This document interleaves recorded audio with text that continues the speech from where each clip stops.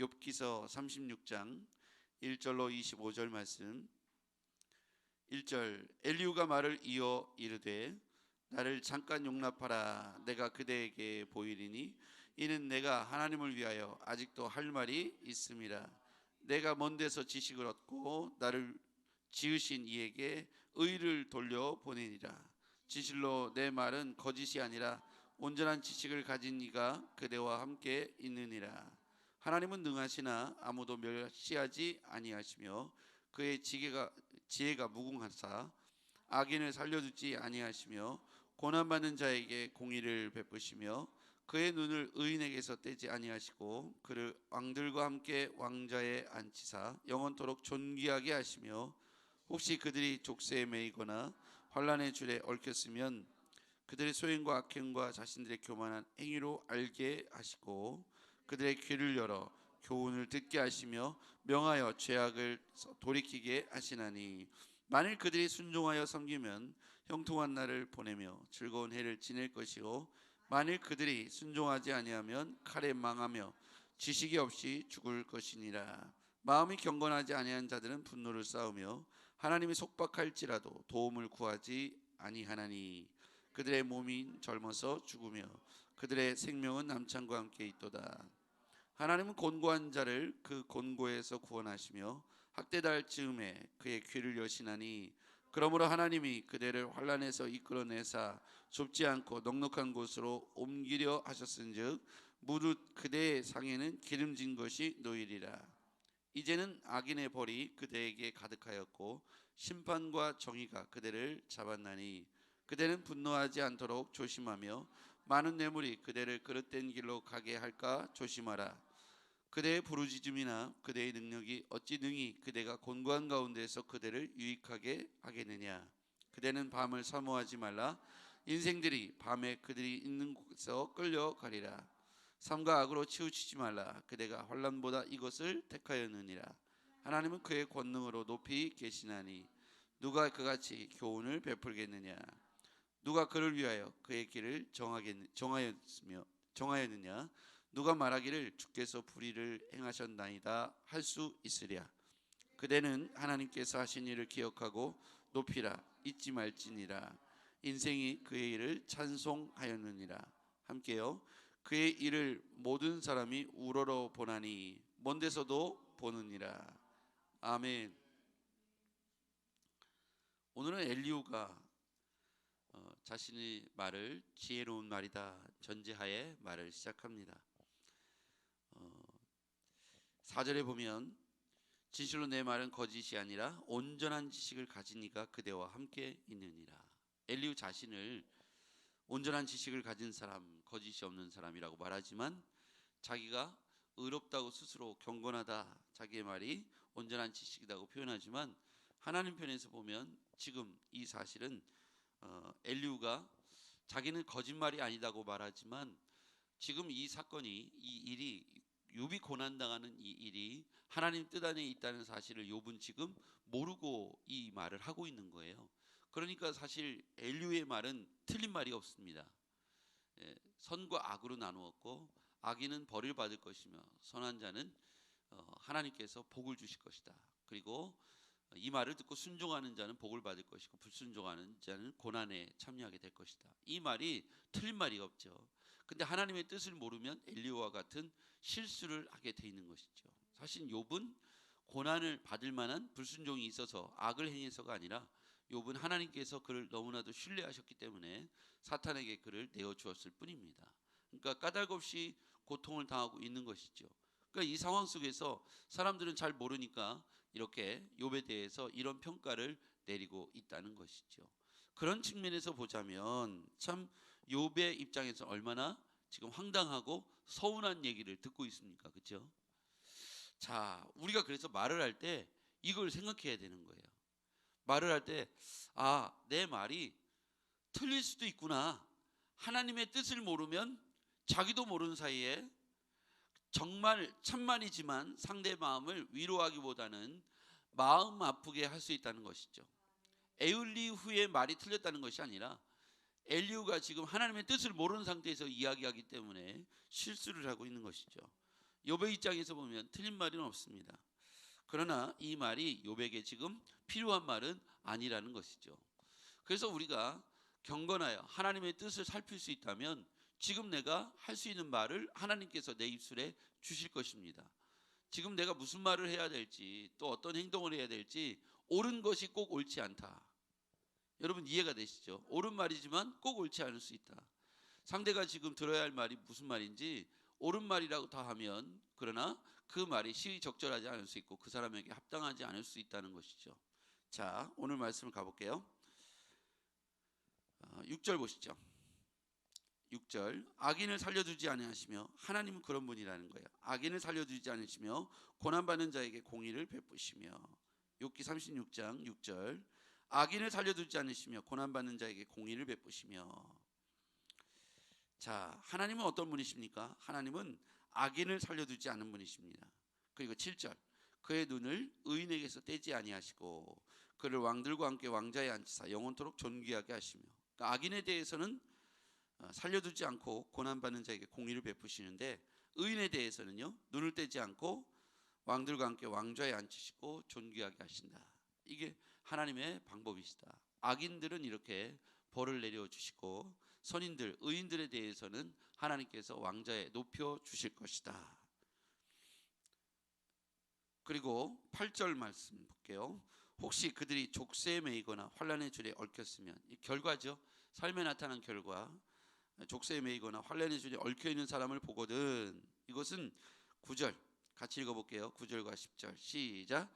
그들의 소행과 악행과 자신들의 교만한 행위를 알게 하시고 그들의 귀를 열어 교훈을 듣게 하시며 명하여 죄악에서 돌이키게 하시나니.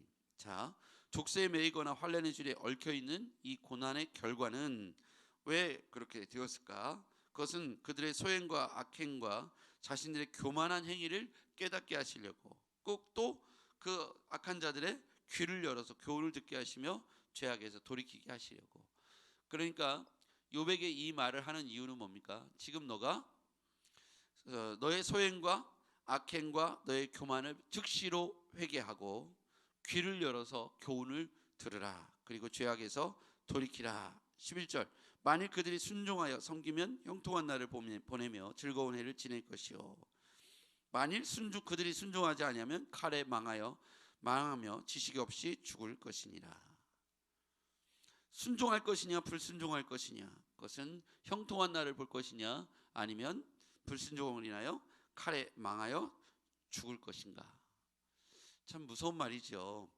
욥은 지금 환난을 당하고 고난을 당하고 있는데 그런 욥에게 찾아와서 너에게 나타난 오늘의 이 족쇄와 이 환난의 줄이 너의 이러한 결과물이니 속히 귀를 열어서 교훈을 듣고 교만을 회개하며 악행에서 돌아오라. 아니면 너는 정령 칼에 죽게 될 것이다. 자, 13절 이하에 보면요. 마음이 경건하지 아니한 자들은 분노를 쌓으며 하나님이 속박할지라도 도움을 구하지 아니한다. 마음이 경건하지 아니한 자, 하나님 앞에서 악행하고 불순종하는 자, 경건하지 않은 자들은 하나님 앞에서 분노를 쌓는데요. 분노를 쌓고요. 하나님의 속박을 경험하게 될 것이다. 그런데 15절 이하에 보면 하나님은 곤고한 자를 그 곤고에서 구원하시며 학대당할 즈음에 귀를 여시나니 그의 귀를 여시나니. 자, 경건하지 않은 자에게는요 하나님이 찾아가셔서 그에게 깨닫게 하시려고 속박을 시작하십니다. 그때 귀를 여신대요. 귀를 여셔서 돌이키면 16절 그러면 하나님이 그들을 환난에서 이끌어내사. 자, 귀를 여시고 그 교훈을 들으면 환난에서 이끌어 주신답니다. 결과적으로 어떻게 됩니까? 이끌어내사 좁지 않고 넉넉한 곳으로 옮기려 하셨은즉 무릇 그대의 상에는 기름진 것이 놓일 것이다. 환난에서 이끌어내셔서 회복시켜 주시는데 기름진 상에 얻게 될 것이다. 자, 순서를 다시 한번 확인해 보자고요. 13절 이하에 보면 마음이 경건하지 않은 자, 즉 죄와 가까운 자, 의를 행하지 않는 자, 악행하는 자, 하나님께서 그들을 속박하신대요. 징계하시는 거죠. 고난에 놓이게 하시는 거죠. 그 다음에 그들의 귀를 여십니다. 속박을 통해서 귀를 여셔요. 귀를 여신데 들으면 열려져서 교만을 회개하면 환난에서 이끌어내십니다.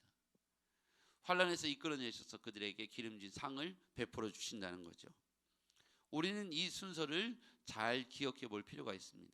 다시 한번 정리해 볼게요. 경건하지 않은 자에게 하나님께서 속박을 내리시는데, 이 속박이 자신의 죄로 인한 것인 것을 깨달아 귀를 열어 교만을 회개하면 하나님께서 그를 환난에서 건져내시고 구원해내시고, 그리고 기름진 상을 회복시켜 주실 것이다. 지금 여러분과 제가 어느쯤에 와 있을까요? 속박을 당하고 있습니까? 아니면 귀를 여셔서 깨닫게 하고 계십니까? 환난에서 이끌어내시고 계십니까? 상에 기름진 것이 놓여지어 계십니까? 오늘 이 말씀은 엘리후가 한 것이지만 오늘 우리도 교훈을 얻을 필요가 있겠습니다. 하나님께서 우리에게 속박을 주시는 이유는 결국 우리를 환난에서 건져내고자 하시는 것이지, 이 악행에서 돌이키게 하시는 것이지, 궁극적으로 목적이 우리를 환난에 빠뜨려서 죽이는 것이 하나님 목적이 아니라는 것이죠. 하나님께서는 우리에게 속박을 주시고 귀를 여셔서 교만을 깨닫게 하시며 환난에 건져내 주시고 다시 상에 기름진 것이 놓여지는 회복의 역사를 주기를 원하신다. 이것이 하나님께서 우리와 함께 하시고 뜻을 이루시는 과정입니다. 그래서 우리는 악인의 길에서 돌이켜야 하고 순종하는 자의 삶을 살아가야겠습니다. 오늘 엘리후는요, 이 말을 욥에게 하고 있습니다. 욥은 사실 이 말을 들어야 할 대상은 아니지요. 동방의 의인이요, 하나님께서 인정한, 하나님께서 자랑한 그런 하나님의 귀한 백성이지요. 하나님의 일꾼이기도 하고 하나님께서 자랑할 만한 그런 권속 하나님의 사람이었죠. 그런데 이렇게 환난을 당하고 고통을 당하는 과정에서 주변의 친구들이 너의 죄로 인한 것이니 귀를 열어서 하나님 앞에 속히 회개하고 너의 교만을 뉘우치며 하나님 앞에 다시 돌아와라. 결국 하나님께서 너를 환난에서 구원해 주시고 기름진 것을 상에 얻게 하실 것이다. 우리는 결국 하나님께서 이 모든 과정과 이유를 알고 있지만 욥기 42장에서 모든 상에 기름진 것이 놓여지는 갑절의 축복을 얻게 되는 결과를 알고 있죠. 신자의 삶에 있어서 우리가 과정이 속박을 당하고 있을 수도 있고 귀를 여셔서 고난을 깨닫게 하실 수도 있고 여러 과정에서 우리가 놓일 수 있습니다. 어쨌든 우리가 어떤 과정에 있든 우리는 깨달아야 할 것은 우리의 삶에 하나님께서 궁극적으로 원하시는 것은 환난 당하는 것이 아니라 환난에서 건져내시고 이 환난에서 건져내심을 통해서 하나님이 주시는 기름진 상을 궁극적으로 얻게 하는 것이 하나님의 마지막 최종적인 뜻이라는 것이죠. 하나님이 우리를 왜 부르셨을까요? 부르셔서 우리를 고난 가운데 빠뜨리시고 환난 가운데 던져넣기 위해서 우리를 부르신 것은 아니라는 것이죠. 하나님이 우리를 부르시는 과정 속에서, 이끌어가는 과정 속에서 결국 가나안의 백성이 되기까지, 천국의 백성이 되기까지 우리를 하나님의 백성에 합당하게 때로는 물 가운데 때로는 불 가운데 환난으로 우리를 이끌어 가시기도 합니다. 때로는 축복의 땅을 걷게도 하시고 때로는 척박한 사막 광야를 지나가게도 하시죠. 그러나 그것이 궁극적으로 하나님의 백성들을 속박과 그리고 고통과 환난 가운데 두기를 원하는 것은 아니다. 하나님이 말씀 안에서 견고하여 하나님을 바라보는 주의 백성들을 더욱 연단하시고 단련하셔서 가나안의 백성답게 천국의 시민답게 우리를 환난에서 또 고난과 물과 불 가운데서 단련하시고 그리스도의 정결한 하나님의 자녀로 우리를 만들어내시는 과정이라고 믿습니다. 그래서 축복을 소유한 모든 사람들에게 그 축복을 다스릴 만한 그런 경건함을, 거룩함을 갖게 하는 것이 하나님의 뜻이죠. 근데 중간에서 우리가 성공을 맛보고 또 주님의 축복을 경험할 때 많은 사람들이 자기 의인 것처럼 교만해지는 것이 인지상정인 것 같아요. 고통과 환난 가운데 있는 하나님을 찾다가 축복을 경험하면 자기 의를 나타내고 교만해지더라고요.